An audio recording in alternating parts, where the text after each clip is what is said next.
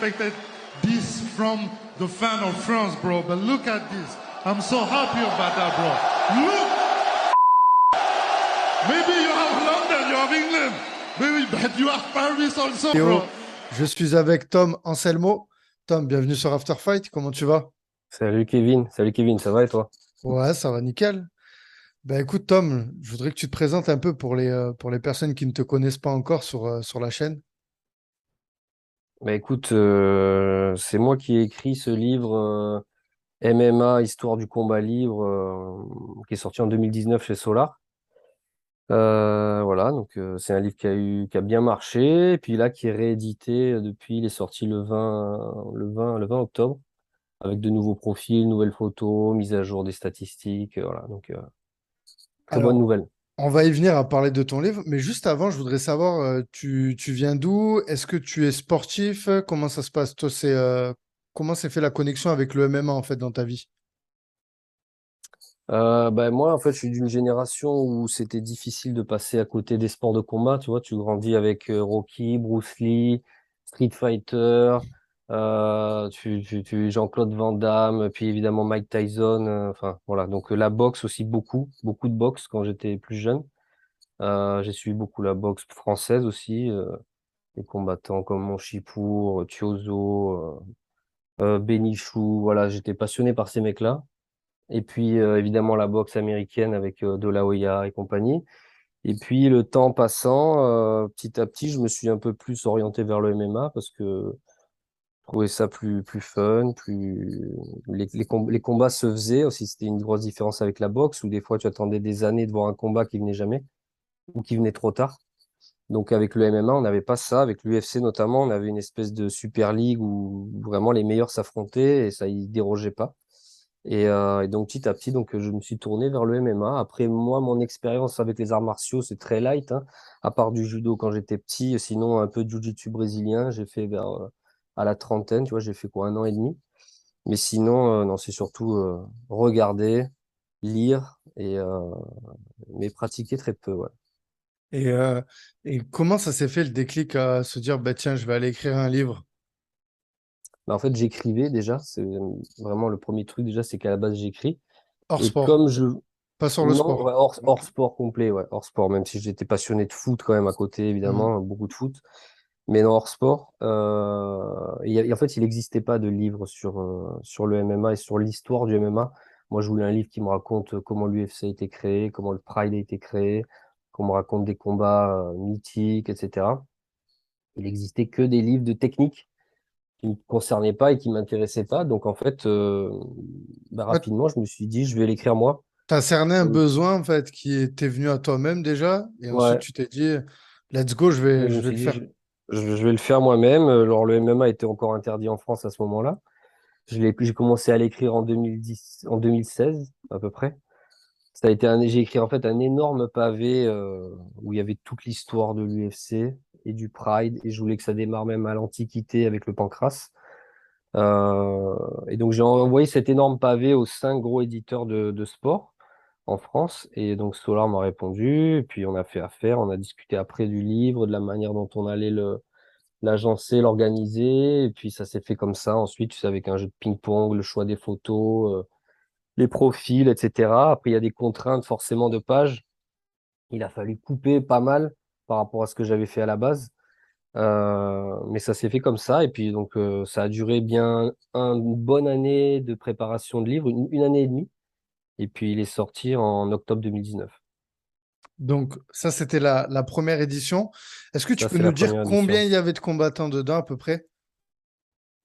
Alors, De mémoire, je crois qu'on était à 20 profils à peu près. 20 profils? Ouais, je sais qu'il y a Ouais, une grosse partie histoire. Et ensuite, ouais. après, donc, toutes les histoires un peu des combattants. Donc, c'est un peu leur En, biographie, en quoi. fait, ouais, le but, tu vois, c'était de pouvoir parler d'un maximum de choses parce qu'en fait, le problème, parler de l'histoire du MMA, ça veut dire parler de plusieurs organisations qui ont lieu à différentes époques, avec différents combattants Mm. de différentes générations sur différentes catégories. C'est compliqué d'arriver à parler de tout le monde, mais j'ai réussi à organiser entre des combats de légende où je peux parler de Fedor, de Minotaur, de Crocop, etc. et d'autres, deux profils de combattants actuels.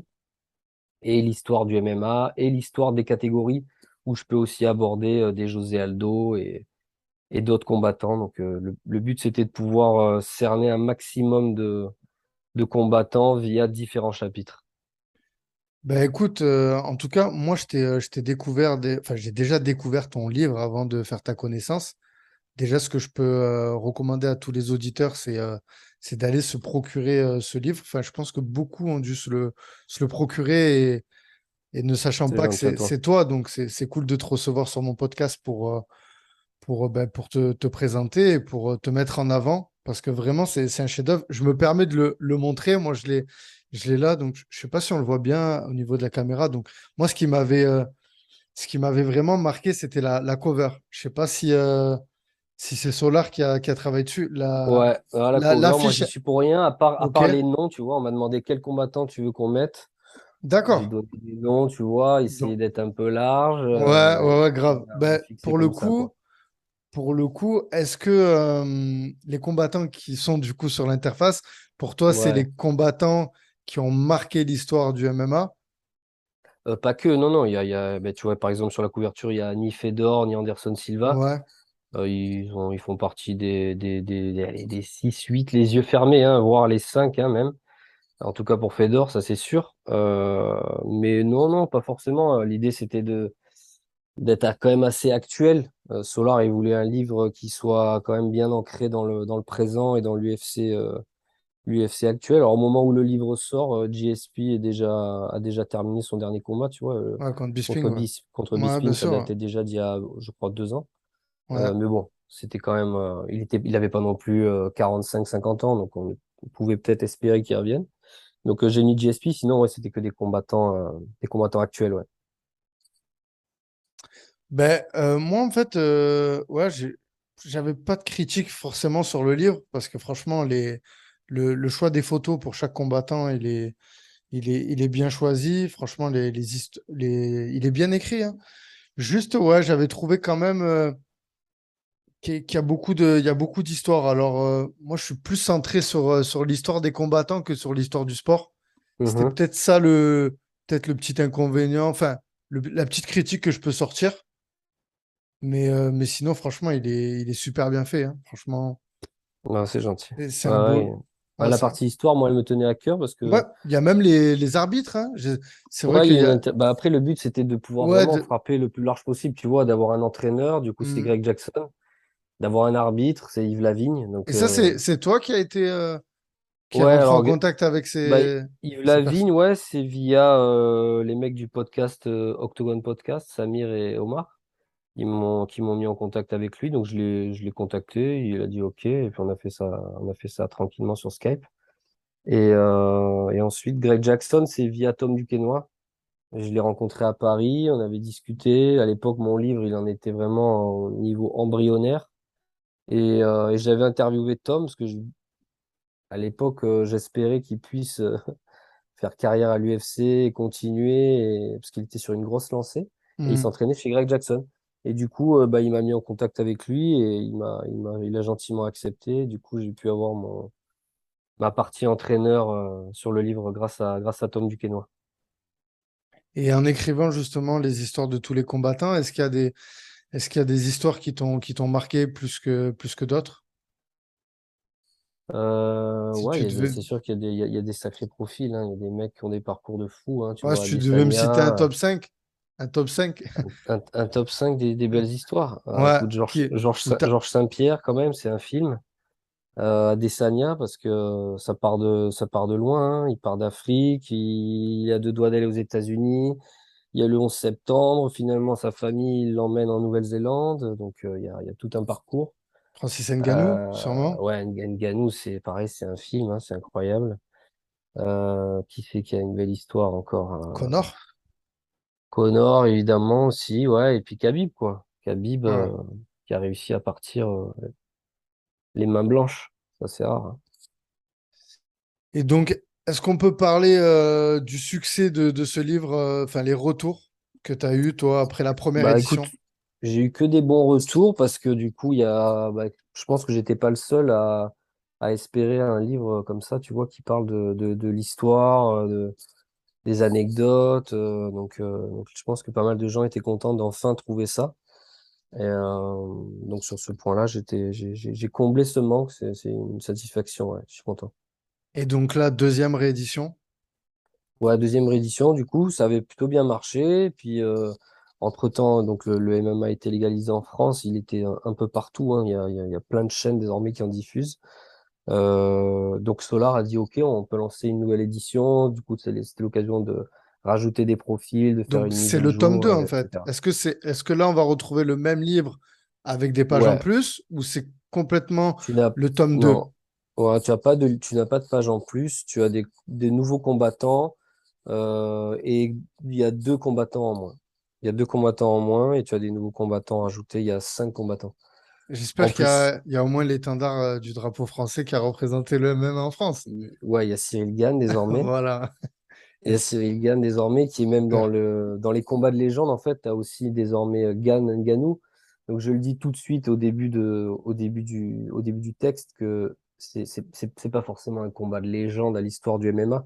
Mais Mais pour le pour le sport pays, français, pour ouais, le c'est. MMA français, c'était quand même un sacré événement.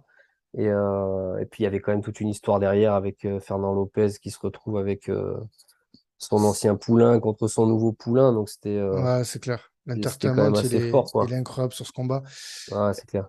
Est-ce que l'écriture, du coup, elle s'est fait avant l'UFC Paris? Est-ce qu'on retrouve un Ouais, peu l'histoire de l'UFC Paris? Pas du non, tout. Non, non, dommage non, non, ça. l'UFC, Ça, c'est ouais, dommage. ça s'est fait avant, ça s'est fait avant. Euh, ouais, ça s'est fait avant et Peut-être dans il le n'y a tome pas 3. de. Il y aura peut-être encore une mise à jour, hein. Si ça marche bien, ça va continuer Là, à être mis à jour régulièrement, ouais. il y a eu En fait, un beau documentaire, là, il y a eu sur l'UFC ouais, Paris, sur AMC, ouais. mais peut-être un livre aussi. Parce que bon, voilà, c'est bien d'avoir du contenu sur Internet. Moi, je trouve ça super. Mais les livres, ça reste, quoi. Ouais, ouais, Tu exactement. Ouais, vois? non, non, il y a de la place pour tout le monde. Écoute, Hmm. hein, sortir des livres sur le MMA, Est-ce que, justement, c'est ça a manqué. ce qui amène ma prochaine question. Est-ce que tu as d'autres projets, toi, d'écrire des livres sur le MMA? Je t'avoue, en toute honnêteté, non, pas dans l'absolu, là. Moi, ce qui me plaît aussi dans l'écriture, tu vois, c'est les romans, c'est la littérature. Donc, la prochaine étape, c'est ça, puisque je l'ai fini.